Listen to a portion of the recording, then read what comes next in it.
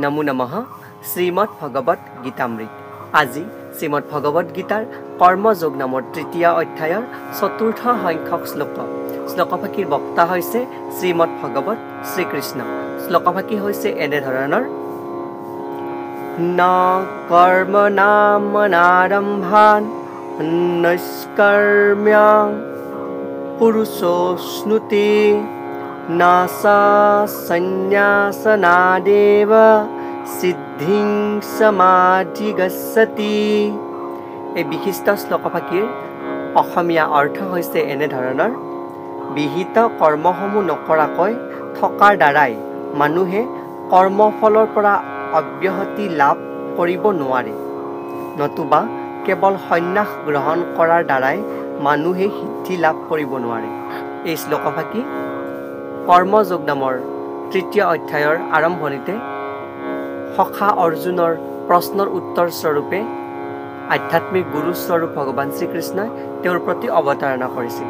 এই শ্লোকভাষীৰ তাৎপৰ্যক্ৰমে এনেদৰে উল্লেখ কৰিব পাৰি যে নিজৰ বৰ্ণ আৰু আশ্ৰম অনুসৰি নিৰ্দিষ্ট হৈ থকা কৰ্তব্যসমূহ অৰ্থাৎ ব্ৰহ্মচৰ্য, গাৰ্হস্থ আৰু বানপ্ৰস্থ আৰু সন্ন্যাস আশ্ৰম, এই চতুৰ আশ্ৰমত নিয়োজিত হৈ থকা প্ৰতিগৰাকী ব্যক্তিকে তেওঁলোকৰ নিৰ্দিষ্ট আশ্ৰম ধৰ্ম অনুসৰি নিজৰ নিজৰ কৰ্তব্য থাকে।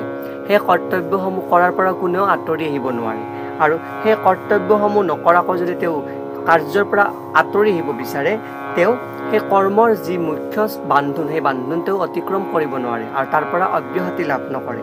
যদি সেই কৰ্মক তেওঁ নকৰি, ব্ৰহ্মচৰ্য কৰ্ম বা গাৰ্হস্থ কৰ্ম নকৰি যদি তেওঁ প্ৰত্যক্ষভাৱে ডাইৰেক্ট সন্ন্যাস আশ্ৰম গ্ৰহণ কৰিবলৈ ঢাবলি মেলে, তেতিয়াহ'লে তেওঁৰ সেই সিদ্ধি বা মানুহগৰাকীৰ বা সন্ন্যাস ল'বলৈ যোৱা ব্যক্তিগৰাকীৰ কাৰ্যসিদ্ধি নহয়।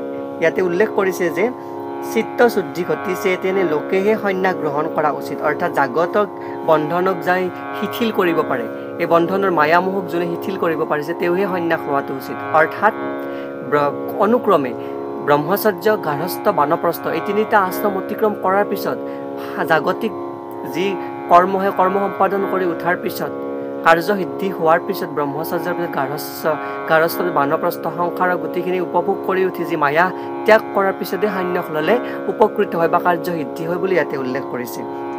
লগতে ইয়াত উল্লেখ কৰিছে যে চিত্তশুদ্ধি নোহোৱাকৈ হঠাতে চতুৰ্থ আশ্ৰম বা সন্ন্যাস লোৱাৰ দ্বাৰাই সিদ্ধি লাভ কৰিব নোৱাৰে।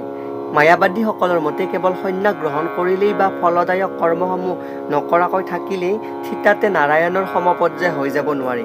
অৰ্থাৎ পূৰ্বৱৰ্তী সময়ত মই উল্লেখ কৰিলোঁৱেই যে ডাইৰেক্টলি যদি কোনোবাই ব্ৰহ্মচৰ্য, গাৰ্হস্থ আৰু বানপ্ৰস্থ এই তিনিটা আশ্ৰম গ্ৰহণ নকৰাকৈ যদি প্ৰত্যক্ষভাৱে সন্ন্যাসত গুচি যায়, ঢাপলি মেলে, তেতিয়াহ'লে তেওঁ কৃষ্ণ ভাৱনা সম্পন্ন বা নাৰায়ণৰ সমপৰ্যায় হৈ নুঠে, তেওঁ ভক্ত হ'বলৈ তেওঁৰ সাৰ্থকতা হৈ নুঠে। ইয়াতে উল্লেখ কৰিছে যে সন্ন্যাস লোৱাৰ ফলত সমাজ ব্যৱস্থাত খেলি মেলি ঘটে, কিয়নো তেওঁ অন্য তিনিটা আশ্ৰমক হেলাৰঙে অন্য তিনিটা আশ্ৰমক উপভোগ নকৰাকৈ বা ব্যৱহাৰ নকৰাকৈ তেওঁ অন্য কৰ্মসমূহক সাৰগত নকৰাকৈ ডাইৰেক্ট সন্ন্যাস ধৰ্মটো গ্ৰহণ কৰিছে।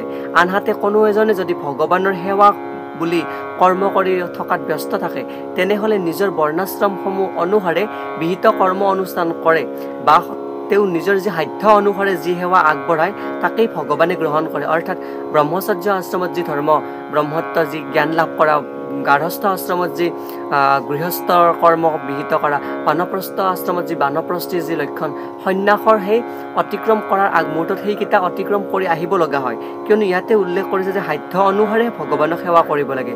যি সাধ্য তেওঁ সেই সাধ্য অনুসাৰে নিজৰ যি কৰ্মবান্ধোন, সেই কৰ্মবান্ধোনক অহৰহভাৱে চলাই আনিব লাগে, তাৰ পৰৱৰ্তী পৰ্যায়তে সন্ন্যাস গ্ৰহণ কৰে। এয়েই হৈছে বুদ্ধিযোগ। ভগৱানে নিজেই কৈছে যে এনে সেৱাৰ ভক্তিৰ ভাৱেৰে কৰা অকণমান কামেও কৰোতাজন মহাত ভয়ৰ পৰা উদ্ধাৰ কৰিব পাৰে। স্বল্পমপ্যস্য ধৰ্মস্য ত্ৰায়তে মহতো ভয়াত।